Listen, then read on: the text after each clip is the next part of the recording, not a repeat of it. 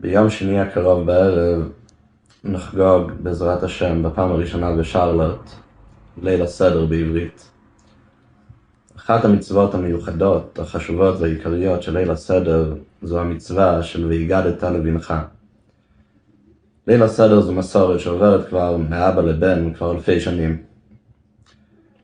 ליל הסדר מזכיר לכל אחד את המסורת שלו, את הבית שלו, את המשפחה שלו, את המנהגים שלו, מאיפה שהוא מגיע, מאיפה שכולנו מגיעים. מזמינים אתכם להצטרף אלינו לחגוג ביחד את ליל הסדר, נקיים ביחד את המצוות המיוחדות של הלילה הזה.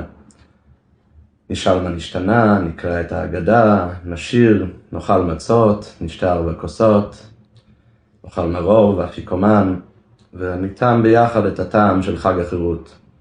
אנחנו מחכים לראות אתכם איתנו ביום שני הקרוב בערב. פסח כשר ושמח.